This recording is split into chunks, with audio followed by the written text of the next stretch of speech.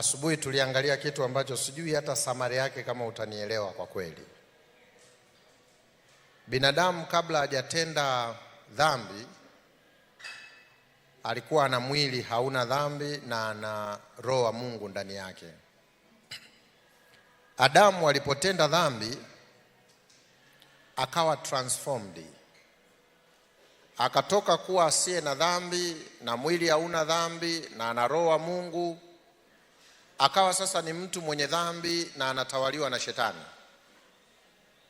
Tukamwangalia Yesu jinsi alivyozaliwa. Yesu alizaliwa akiwa ana mwili wa dhambi na roho wa Mungu ndani yake. Tukasema Yesu na Adamu hawakuwa sawa. Namzungumzia Adamu kabla dhambi haijaingia duniani. Adamu kabla dhambi haijaingia duniani alikuwa ana mwili hauna dhambi na ana uwepo wa Mungu. Yesu anazaliwa kwenye dunia ya dhambi. Anazaliwa akiwa na mwili wa dhambi na ana uwepo wa Mungu ndani yake. Adamu alijaribiwa sio kwa sababu alikuwa dhaifu. Adamu alijaribiwa kwa sababu alikuwa amekamilika, hana udhaifu. Yesu kabla hajajaribiwa alikuwa na mwili dhaifu. Yaani mwili wake ulikuwa unaona njaa. Mwili wake ulikuwa unasinzia. Yesu naye aliwahi kuwa ambassador, naye alibarehe. Naye mwili wake ulikuwa unatamani ya dhambi za aina zote unazozifahamu. Ili Yesu atuokoe sisi ilimpasa a experience kila aina ya dhambi.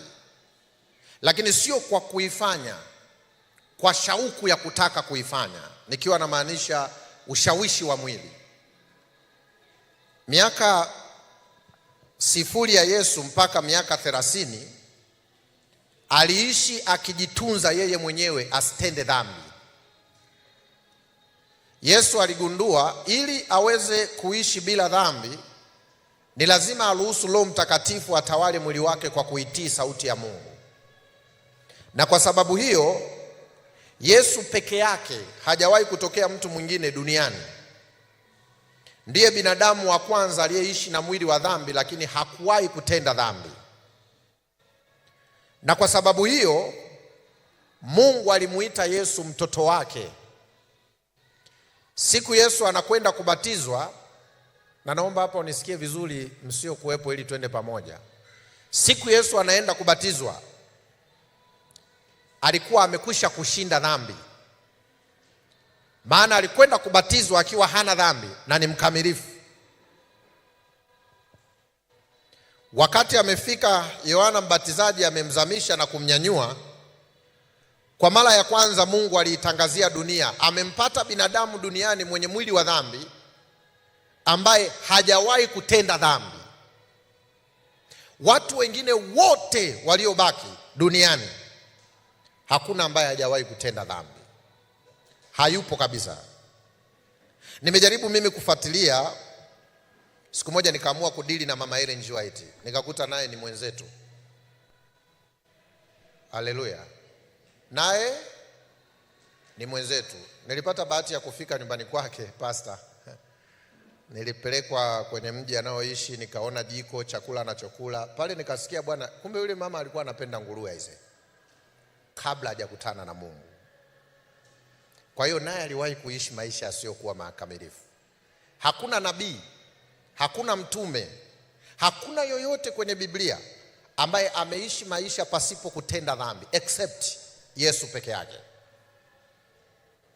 Hii ikawa inanichanganya. Mimi napenda kujifunza Biblia kwa kujiuliza kwamba kama Yesu alizaliwa kule, hawa wakina Enoku, Elia, Musa na wengine, wao roho wa Mungu aliishi ndani yao. Yule roho wa Mungu waliokuwekwa asubuhi aliyekuwa anaishi ndani ya Yesu, na Yesu akamtii mpaka akaenda msalabani. Je, wakati Enoku akiwa duniani, yule roho aliyeishi ndani ya mwili wa Yesu aliwahi kuishi kwa Enoku? Aliwahi kuishi kwa Ibrahimu? Aliwahi kuishi kwa Isaka? Habari gani Yakobo, Yusufu, Musa, Joshua, Luthi, Nehemia? Hawa wote ukijiuliza, huyu roho aliwahi kukaa kwao kabla Yesu hajazaliwa? Jibu ni kweli aliwahi, kwa sababu Yesu atakuja kuzaliwa. Kama Yesu asingalikuwa anakuja kuzaliwa, Roho wa Mungu asingeruhusiwa, kwa sababu mdhambi hawezi kuwa na uwepo wa Mungu mpaka atokee mkamilifu, atakayekuwa na mwili wa dhambi, atakayeshinda dhambi na Roho wa Mungu akatawala ndani yake. Waliokuweko asubuhi, niliwaambia hivi, naumia sana ambao asubuhi hamkuwepo. Yesu akiwa msalabani alifanya exchange. Alikwenda msalabani akiwa na mwili wa dhambi na Roho wa Mungu. Na Yesu alitamka hili neno msalabani, akamwambia Baba, mikononi mwako naiweka. Roho Mtakatifu aliyepotezwa na Adamu kwenye bustani ya Eden, Yesu anasema mikononi mwako Baba naiweka roho yangu. Kisha Yesu akafa. Mwili aliyokufa nao Yesu ni mwili wa dhambi. Siku ya tatu mama mmoja kahaba, nilimtaja habari zake hapa, akakimbia kwenda kaburini. Yesu akafufuka. Nilifurahi sana kwamba malaya mmoja aliwahi kubadilisha ratiba ya mbingu. Kuna watu wawili kwenye Biblia, Pastor Alan, waliwahi kubadilisha ratiba za mbingu. Mmoja nampenda sana, anaitwa Joshua. Joshua akiwa anapambana vita akabadili mifumo yote. Akasogea kidogo pembeni, akaangalia juu. Yeye alikuwa hajasoma geography. Joshua akusoma geography yule jamaa. Akasema jua simama. Kwa sababu alikuwa anajua jua ndio linafanyaje? Mungu hakumlaumu kwa kutokujua kwake geography. Unafahamu kwamba dunia yetu na mfumo wa solar system uliwahi kusimama masaa 24 kwa ajili ya mtu huyu? Akasimamisha masaa 20 ngapi? Wewe umewahi kusimamisha magari tu barabarani uvuke? Huyo ni wa kwanza ambaye amewahi kubadilisha. Wa pili, Yesu aliitwa na baba yake akiwa kaburini. Malaika alienda akamwambia, babako anakuita wapi? Yesu alipotoka kaburini, alitoka akiwa na mwili hauna dhambi. I like that. Yesu alitoka na mwili ambao alikuwa nao Adamu kabla hajala tunda. Anapaswa akimbie kwenda mbinguni, lakini Yesu akasimamisha viumbe wanamsubiria kwenda kwa baba yake. Anamsubiria Mariamu, maana alikuwa anakuja kaburini. Hivi imagine ingekuwa mbinguni nao kama sisi duniani, wale malaika ngombe, mzee unazingua muda huu, twenzetu huyo mwacho utamrudia wewe, twenzetu kwanza. Yesu akaonana na Mariamu, mwanamke akaenda kuhubiri Yesu amefufuka. Kuna vitu mimi nikisoma kwenye Biblia zamani nilikuwa sijui. Mimi nawauzia wazo, sio lazima. Mimi nimeamua mpaka siku nitakapokufa nasoma Biblia kila mwaka. Na naimaliza. Hivi tarehe 7 mwezi wa 10 naimaliza. Naanza tena kwenda mwaka unaofuata. Kuna vijimaneno kwenye Biblia ukivirudia Mungu anakupa insight ya kuona. Yesu anawaambia wanafunzi wake kwamba msitoke Yerusalemu mpaka mtakapopokea Roho wa Mungu.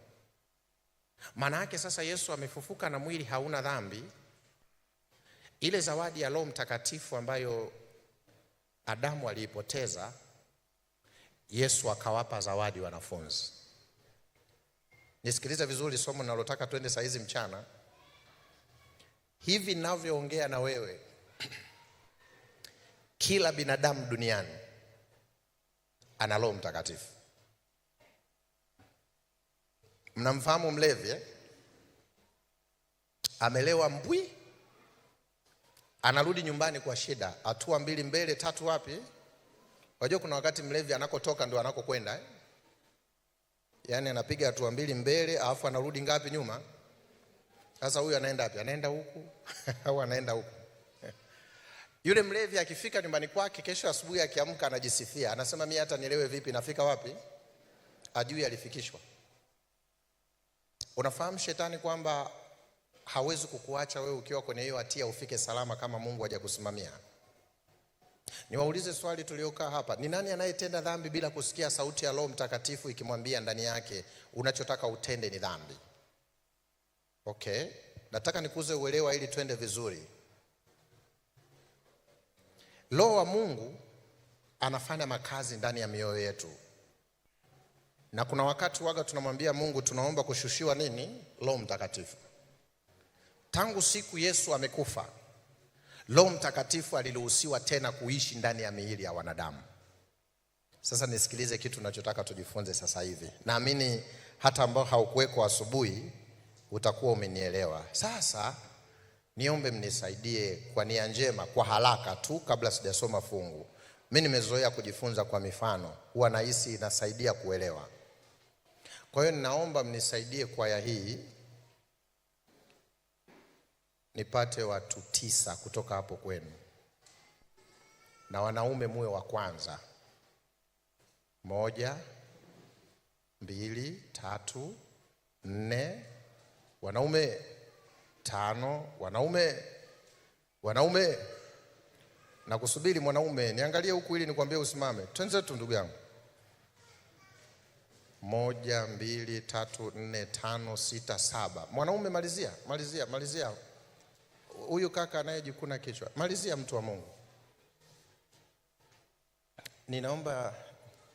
Naomba nyinyi wa dhambi wenzangu tukusanike pale. Wote tukusanike hapo pamoja hapo. Sasa washiriki wenzangu, naomba unisikilize.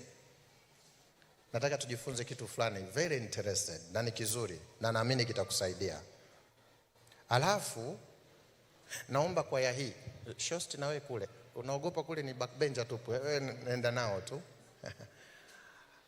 6 7 8 9 10. Naomba hapa nipate watatu wanakwaya wa hapa. Mkianza na wanaume nitashukuru. Amka basi brother, mpaka nikutaje mwamba na blaza pale uliyevaa tai. Alafu Mungu njoo umalizie. Mungu njoo Mungu. Mama Mungu njoo baba we.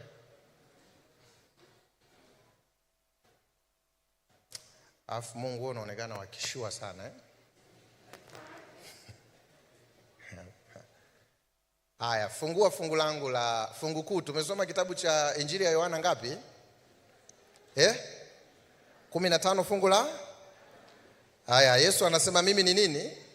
Ni mzabibu, ninyi ni nini? Akae ndani yangu nami ndani yake, huyo uzaa, maana pasipo mimi ninyi hamwezi. Mliokuweko asubuhi, mnakumbuka tulikubaliana kwamba Yesu alitupatia Roho Mtakatifu kwenye mwili wa dhambi. Kama tunakumbukumbu nipungie mkono. Okay. Sasa twende hapa kidogo ili twende vizuri. Huyu nampa namba 1.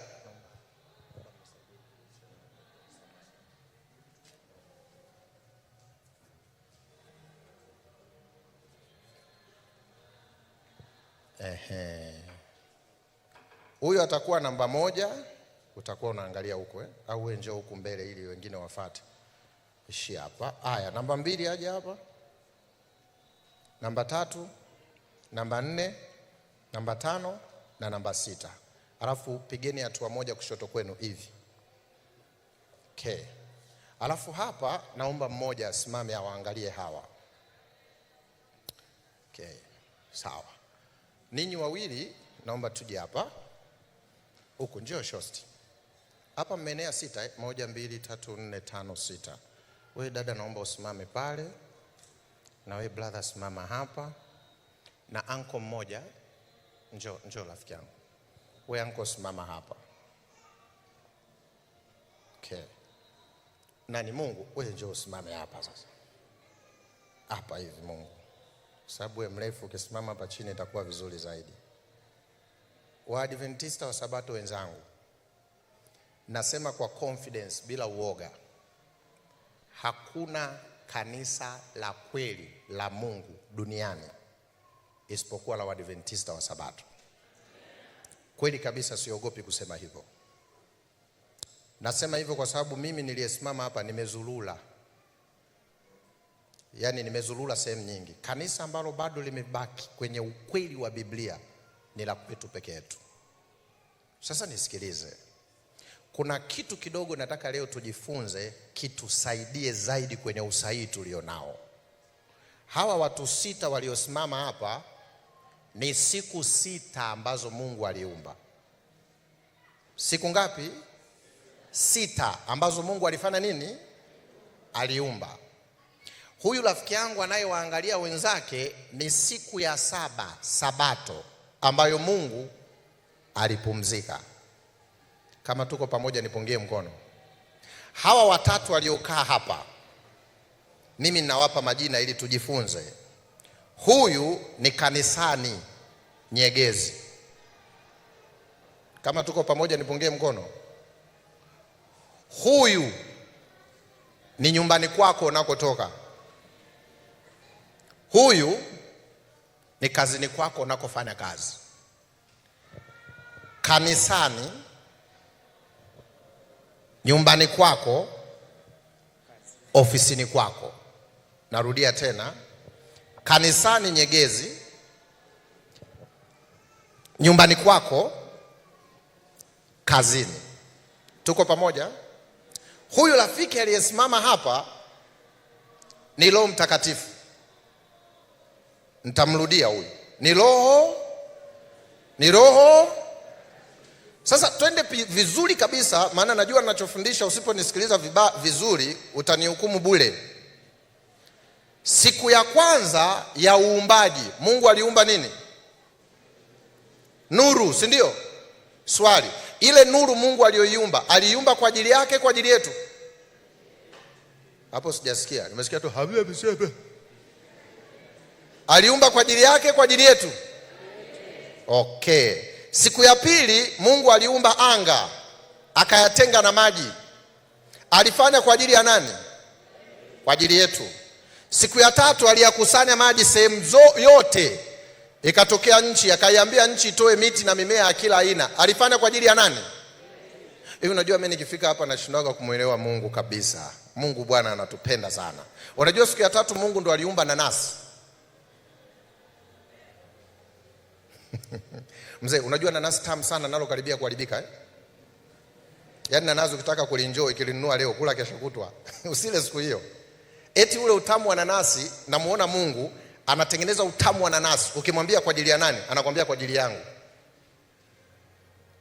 Mungu anatengeneza embe dodo kwa ajili yako. Kwa hiyo sikiliza vizuri hii point yangu. Mungu anafanya kazi siku sita. Narudia. Mungu anafanya kazi siku sita kwa ajili yako. Kwa hiyo kama ungekutana hapa na Mungu ukamuuliza, "Kwa nini unafanya kazi?" Angekwambia kwa sababu ya mwanadamu. Nisikilize vizuri ninakokwenda. Siku ya sita Mungu akapumzika. Niwaulize swali. Mungu alipumzika kwa sababu gani? Kwa sababu ya mwanadamu? Halo? Mungu kafanya kazi siku sita kwa sababu ya mwanadamu. Mungu kapumzika siku ya saba kwa sababu ya mwanadamu. Kwa sababu ukitoa uumbaji kurudi nyuma akiwa Mungu peke yake, hatuna chochote tunachokifahamu, ila Mungu mwenyewe anajua alichokuwa anajua. Mungu akaja kufanya kitu kinaitwa uumbaji, sio kwa ajili yake. Kwa nini? Kwa sababu hata kabla hajaumba chochote yeye alikuwepo. Mungu hataki uumbaji ili awepo. Kwa hiyo uumbaji aliyoufanya hakufanya ili yeye awe Mungu, hakufanya ili yeye awepo. Alifanya kwa sababu yetu. Nisikilize vizuri. Mungu anasema hivi, "Na wewe binadamu niliyekuumba, siku sita fanya kazi, siku ya saba ufanyeje?" Lakini niwaulize swali, na naomba unisikilize vizuri, usinijibu haraka. Ngoja nianzie huku ili niulize vizuri. Wewe ndio kazini Shuka hapa chini kidogo sije nikakupamia. Watu wa Mungu, Bwana Yesu asifiwe. Yesu aliwahi kutenda dhambi? Hajawahi. Maisha ya Yesu ya Jumapili, Yesu alivyoishi Jumapili,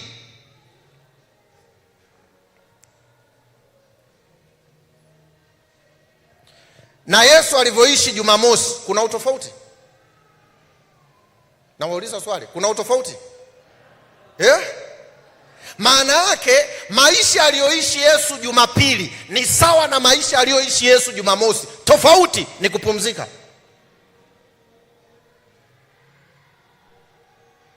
Okay, Yesu ana mwili wa dhambi kabla hajaenda msalabani. Alafu ana roho wa nani? Kwa hiyo Yesu siku ya kwanza ya juma akienda kazini, anakwenda akiwa pamoja na nani? Na hatendi. Akirudi nyumbani kwake siku ya kwanza ya juma, anaenda akiwa pamoja na roho wa nani? Na hatendi. Na Jumatano ya maombi, Yesu akienda kanisani, anaenda pamoja na hatendi. Nisikilize vizuri, Yesu haendi kanisani kukutana na Mungu. Yesu anaenda kanisani na Mungu. Sijui kama mnanielewa nyinyi watu ninachofundisha. Yesu haendi kanisani kukutana. Roho Mtakatifu anafanya makazi ndani ya Yesu. Kwa hiyo Yesu akienda ofisini siku ya kwanza ya juma, anaenda pamoja na Mungu. Yesu akienda kanisani Jumatano ya maombi, anaenda pamoja na Mungu. Yesu akirudi nyumbani kwake jioni, anarudi pamoja na nani? Kwa mantiki hiyo, hakuna muda Yesu alikuwa bila Bwana.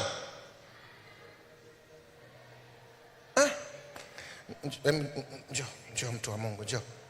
Mimi mtaelewa tu. Yaani utake usitake utaelewa. Mama, wewe ndio kazi eh? Wewe kanisani, shuka chini. Kazi njoo. Kazi, dumbukiza mkono wako hapa. Roho wa Mungu dumbukiza hapa. Naomba mnisaidie nikisema mnamalizia. Siku ya kwanza ya juma, Yesu yuko na kazi zake, lakini pia yuko na nani? Hiyo siku ya kwanza ya nataja. Siku ya pili ya juma, Yesu yuko na kazi zake pamoja na roho wa nani? Siku ya tatu ya juma, siku ya 4 ya juma, siku ya 5 ya juma, siku ya 6 ya juma. Yesu anachobadilisha siku ya 7, anaacha tu nini? Lakini roho anaingia naye kwenye nini? Kwa mantiki hiyo, hakuna wakati Yesu alikuwa bila uwepo wa Mungu. Niwaulize nyinyi, ndio tunavyoishi sisi? Sio kama nawachokoza, nauliza, ndivyo tunavyoishi? Angalieni sisi tunavyoishi. Njoo Mungu, njoo mwaya, simama hapa. Sisi tunaishi hivi. Wewe njoo. Nisubiri baba. Simama. Sabato jioni. Sabato jua linafanyaje? Unaagana naye, mzee, nitakucheki Jumatano. Jumatano jioni siku na ibada kanisani, nitakucheki. Hapo roho wa Mungu umemwacha wapi? Nisikilize vizuri. Jumapili uko kwenye biashara zako, ni muizi. Unauza biashara haramu, ofisini kwako unapiga dili haramu. Wewe ni bosi nuksi, tena hovyo, lakini Mwadventista msabato. Jumapili huna mpango na Mungu, Jumatatu huna mpango naye, Jumanne huna mpango naye, uko busy na kazi zako, unatafuta pesa. Jumatano huna mpango naye, Alhamisi huna mpango naye, Ijumaa jua likizama ndio unakumbuka, unaanza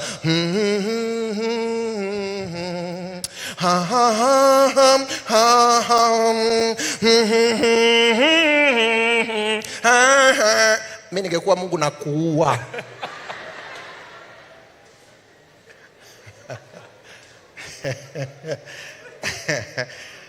Mnisamehe, nataka niende deep mnielewe. Kama ulinielewa somo la mchana, nilitaka upate hinti. Wakristo wenzangu, naomba unielewe vizuri. Ukristo wako haupo unapokuwa nyegezi kanisani. Ukristo wako ni mahusiano yako na Roho Mtakatifu, haijalishi upo wapi. Huu ndio Ukristo wa kweli tunaopaswa tuwe nao. Leo sisi tumekuwa sio wa Kristo. Leo sisi tunamkumbuka Mungu kwenye maeneo yake. Yapi? Kazi ipo leo hapa. Kazi njoo. Kazi ni hapo, simama hapo kazi.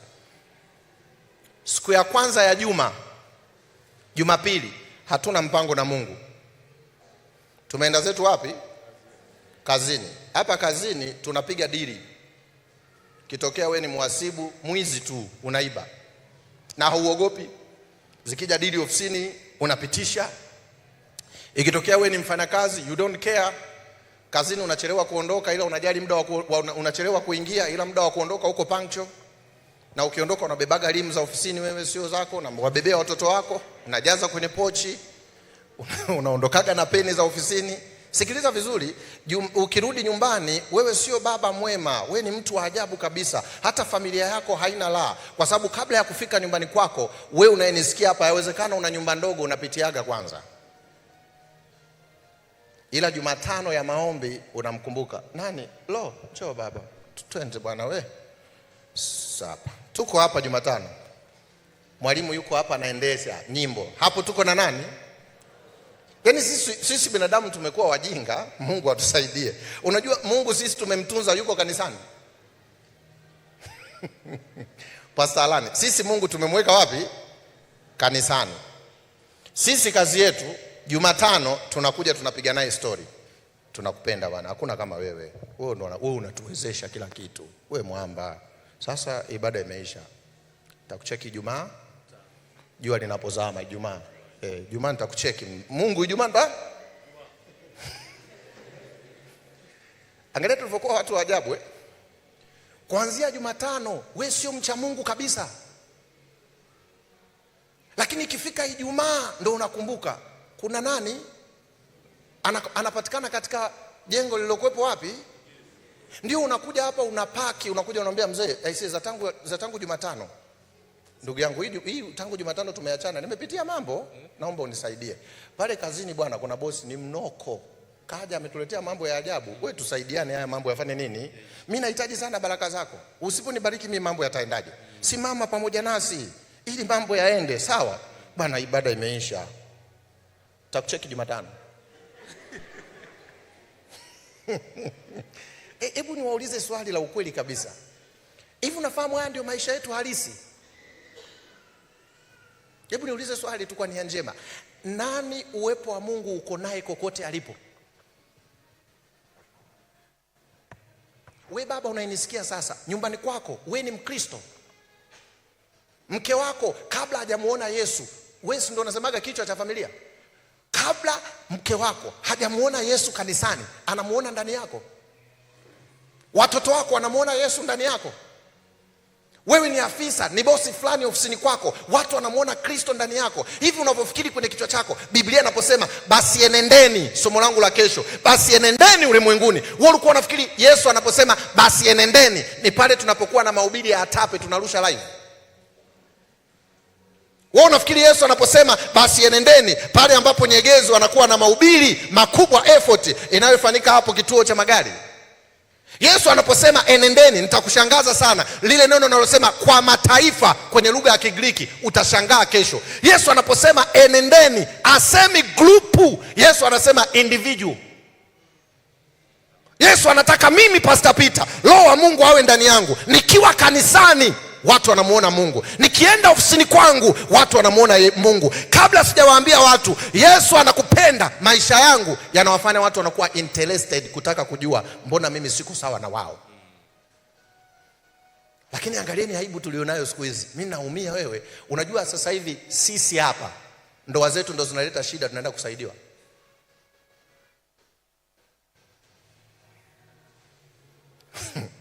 Yaani watu wa duniani tulioambiwa sisi basi enendeni, wanapaswa ndoa yao wajifunze ndoa yetu. Sasa hivi sisi ndio tuna shida. Tunaenda kwa watu wa duniani watu waamue ndoa yetu. Tumekaa kwenye baraza la nini? La kata la usuluhishi. Mke wako kakaa pale, wewe umekaa hapa. Na ulivyokuwa una aibu, tuanze kwa kuomba. Baraza la usuluhishi linavyoanza, unajifanya wakilo watu wa Mungu. Mambo tunampasa Roho Mtakatifu aingilie kati ili uwepo wa Mungu uwepo, twende vizuri. Karibu kuomba, unaanza kutaja paka majina ambayo hayapo.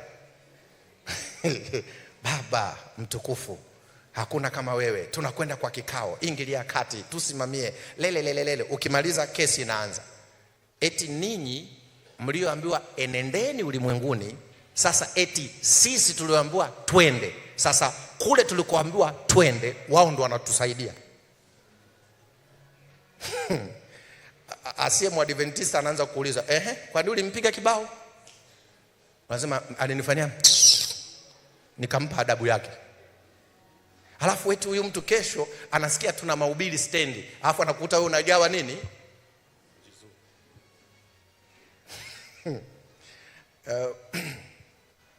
Kuna kesi moja nilitumwa kwenda kuishughulikia. Niseme kwa vificho kidogo. Nilipofika kwenye serikali ya kijiji, alisimama mwenyekiti, aliongea maneno mpaka nilijisikia vibaya. Ambia pastor, sisi tunawategemea nyinyi, wateule wa Bwana. Tunategemea tujifunze kutoka kwenu. Leo sisi ndio tunawafundisha nyinyi. Ni kwa sababu gani? Nisikilize vizuri. Watu leo hawana uwepo wa Mungu, ila wana siku za dini. Wana Jumatano wanapaswa awe wapi? Wana Ijumaa anapaswa awe wapi? Na wana Jumamosi anapaswa awe wapi? Lakini hawana mahusiano na mwenye kanisa. Mahusiano na mwenye kanisa hataki, ila ana mahusiano na nini? Huyu ndo ashindi kukwambia unataka uone upande wangu wangapi? Sasa mimi ninakuomba, sikulazimishi. Fanya mahusiano na mwenye kanisa kwanza. Pastor Peter, unamaanisha nini? Rudi hapa roho wa Mungu. Ngoja niwape mfano. Mungu wa mbinguni anisaidie ni watu mnielewe. Siku moja Yesu aliingia kwenye jengo ambalo lilikuwa linabirika, linalochafuliwa. Malaika wanafika wanatikisa yale maji, mgonjwa akiingia anapona. Mule ndani kulikuwa kuna kijana amekaa miaka 30 anaumwa. Hana mtu wa kumsaidia kumuingiza mule. Na kwa sababu alikuwa ameparalyze, wanasema ukilala sana mgongo unatoa vidonda. Kwa hiyo alitoka vidonda vikawa na funza. Alikuwa anajisaidia haja zote hapo. Funza wakaanza kumla. Lile eneo lake lilikuwa chafu, linanuka. Alitengwa pembeni kabisa. Hakuna mtu aliyekaribia pale. Alikosa mtu wa kumuingiza kwenye maji, kwa sababu ukimuingiza yule, nani mwingine ataingia? Maana ni mchafu, ananuka, ameharibikiwa. Nisikilize vizuri. Yesu mwenyewe yeye akaenda mpaka pembeni mwa kitanda. Akamkuta yule mgonjwa, akamuuliza, mkubwa, unataka kupona? Nisikilize vizuri. Huyu mgonjwa anamhadisia Yesu taratibu za kuponywa. Hebu tukubali kweli anatumaga malaika. Anayetuma malaika kaja kwako yeye mwenyewe anakuuliza unataka kupona, alafu unamhadisia jinsi anavyotumaga malaika. Unaambia unajua hapa issue ni ndogo tu. Iko hivi. Yaani ukijitoa kunisaidia umeniponya. Yaani unapaona pale anatumaga malaika. Wanafanya paka paka paka. Mimi nikiingia pale, anayemhadisia ndiye anayetumaga nini? Anampa utaratibu wa uponyaji mwenye utaratibu. Sijui kama naeleweka. Yesu akaona isiwe shida, huyu hajaelewa. Akamwambia tu haya, amka uondoke. Ghafla mwili wake umerudi mpya. Wanasema hivi, Yesu ni Mungu, akitamka ameumba. Kwa hiyo Yesu alipomwambia amka, yule rafiki akapona, pale kote kukawa kusafi. Alafu ni Sabato. Alafu Yesu akamwambia hivi, beba nini? Akabeba. Anapiga hatua 3, tukakutana na shemasi wa zamu na mzee wa kanisa. Siku ya nini?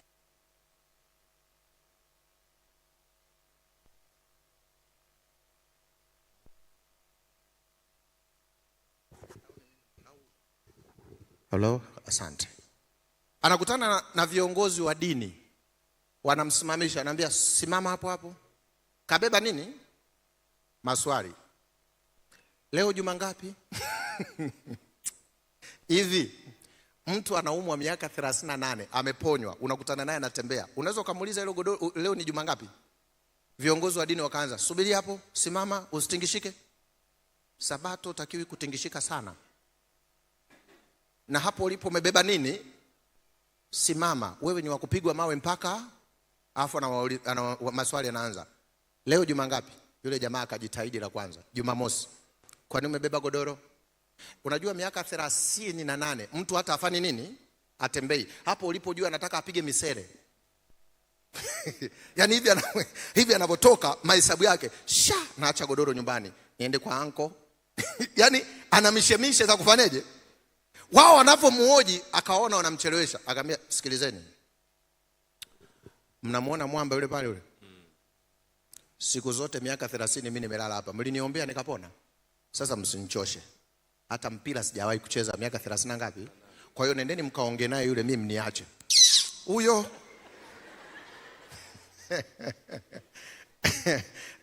mimi pasa natamani sana kujua Biblia iliendeleaje. Yaani kile kisa kweli natamani kujua. Hawa jamaa walienda. Ngoja niwaambie, sijajua kama mnaelewa ninachokielewa. Hivi unafahamu Ukristo wa kweli upo moyoni mwako? Unafahamu Ukristo wa kweli ni muda wako na Mungu, haijalishi uko wapi?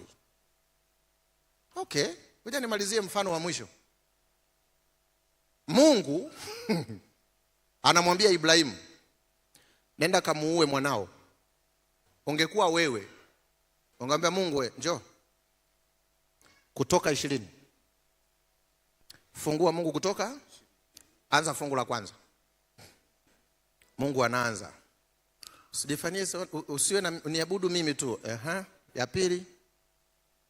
Usijifanyie ya tatu. Ya 4.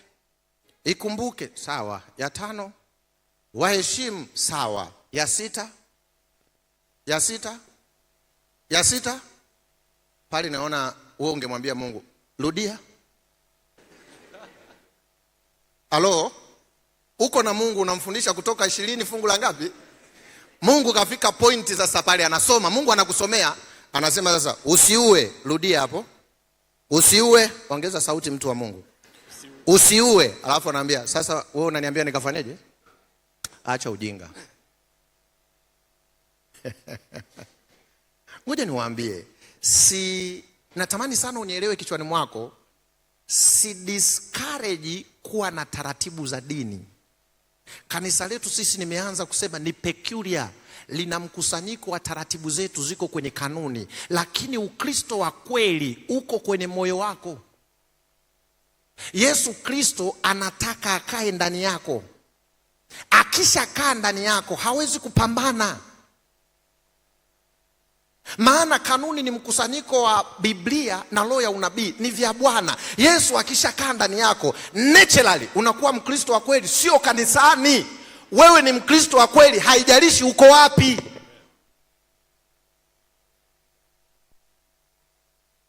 Kokote ulipo, Yesu yuko ndani yako. Kazini, Yesu yuko ndani yako. Hebu niwaulize swali tunapokwenda kuhitimisha.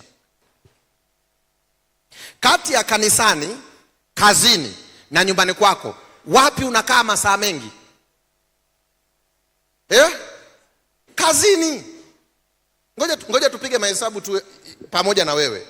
Tuashumu Jumatano kanisani unatumia masaa mangapi? Ijumaa kanisani unatumia masaa mangapi? Jumla mangapi? Jumamosi unatumia masaa 11. Masaa 11 jumlisha 4, 15. Haya, wiki nzima ina masaa mangapi? Toa 15. Hayo masaa mengine yote aliyobaki, tunaambiwa hivi, Yesu pia hayo masaa mengine yote aliyobaki alikuwa atendi dhambi. Ila sisi leo masaa ambao ni watakatifu ni mawili, Jumatano tukiwa kanisani, Ijumaa ukiwa kanisani, Jumamosi kutwa nzima ukiwa kanisani. Haya masaa ya Jumapili hauko kanisani, huko unapokuepugi, uwepo wa Mungu unakuwa ndani yako. Ni wakina mama, ukienda kwenye vikoba unakuaga na Bwana.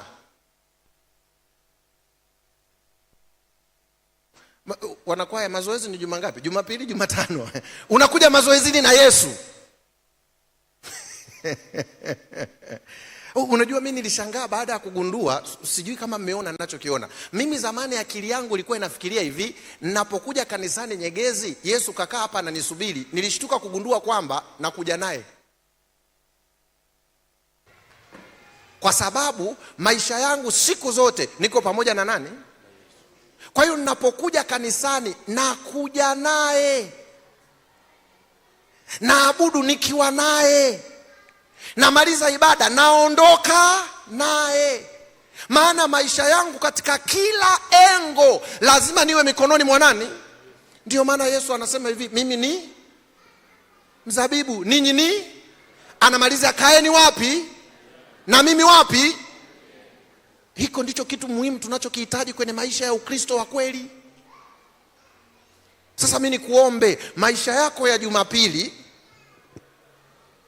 maisha yako ya Jumatatu, maisha yako ya Jumanne, Jumatano, Alhamisi, Ijumaa yawe maisha yale yale kama utakayoishi Jumamosi, isipokuwa Jumamosi unaacha kazi zako, unabaki tu na nani? Ndio maana kama tumalizie. Ndio maana kama umenielewa mfano wangu wa mwisho, hebu shika hii nisogezee mdomoni, shika mkono huu nikushike hapa. Unapatia kabisa mdomoni umepatia. Angalia vizuri. Naenda na Yesu na kazi zangu, naenda na Yesu na kazi zangu, lakini Roho wa Mungu sijawahi kumwacha, bado niko naye. Ijumaa ninachofanya, naacha tu nini? Naacha tu kazi, wa Kristo wenzangu, lakini Yesu moyoni mwangu hakuna wakati sipo naye. Haupo. Wanaume wenzangu, ukiwa na Yesu hivi barabarani mnatembea, ukiona pisikali hauanguki.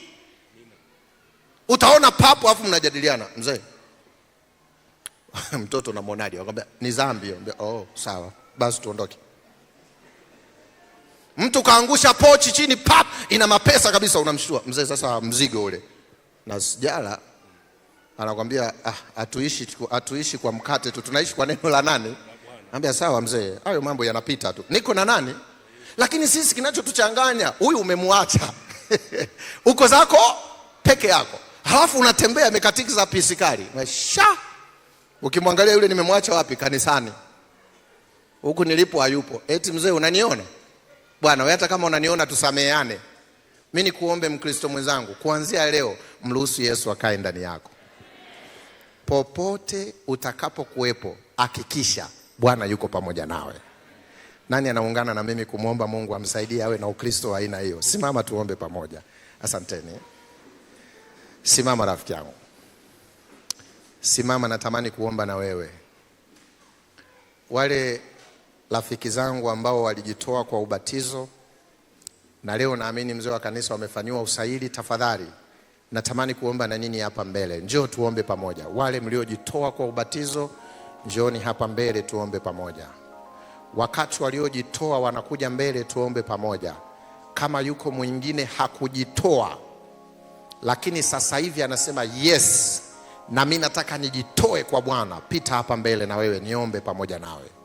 Njooni hapa mbele mashujaa wa Yesu. Mungu awabariki sana. Njoo hapa mbele. Kama yuko mwingine hakuwa amejitoa ila yuko hapa pamoja na sisi, anasema na mimi nahitaji kuanza upya pamoja na Kristo, njoo hapa mbele tuombe pamoja. Kama yupo mtu wa hivyo, pita hapa mbele tafadhali. Njoo tu hapa mbele. Kama yuko mwingine ambaye hajajitoa lakini sasa yuko tayari anataka kujitoa, pita hapa mbele tuombe. Basi tuombe. Mungu mtukufu na Baba yetu unayetupenda, tunakushukuru sana Yesu kwa namna ambavyo umekuwa nasi. Umenena mioyoni mwetu kwa kupitia mtumishi wako. Mara nyingi Kristo nimekuwa nikikusii binafsi na kukuomba yule Roho wako Mtakatifu anayeishi ndani ya mioyo yetu akanene na nafsi za kila mmoja.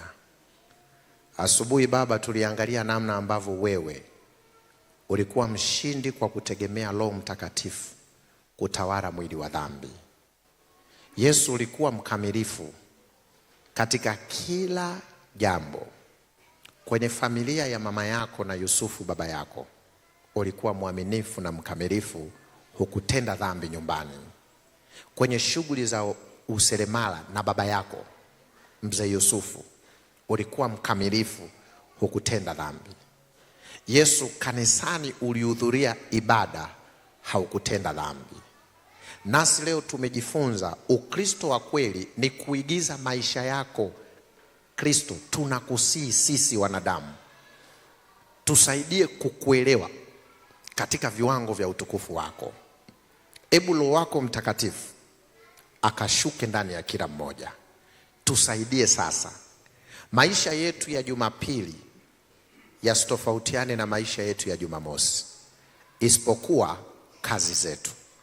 tufanye kuwa Wakristo wa kweli kama ulivyokuwa wewe, ili katika kazi zetu na namna tunavyoishi na wenzetu, na kuomba Baba, binadamu wanaotuzunguka, kabla hatuja kusema kwa kinywa chetu, maisha yetu tunaoishi pamoja nao yakadhihirishe utukufu ulio ndani yetu, wakakuone wewe ukiishi katika miili yetu dhaifu.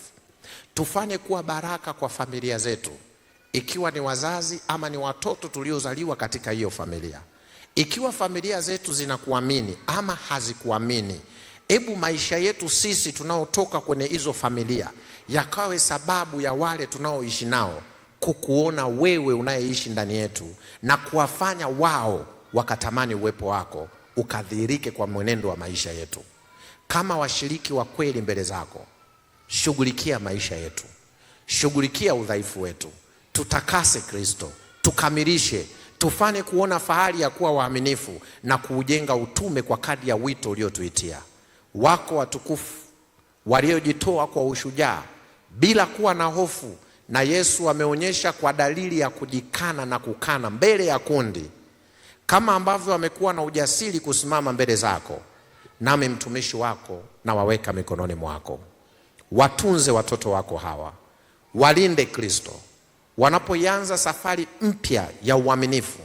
Shetani hajafurahia, hebu ingia ndani yao, walinde, watawale, waongoze, waepushie kila hila itakaowaangusha na kuwatangisha mbali na wewe.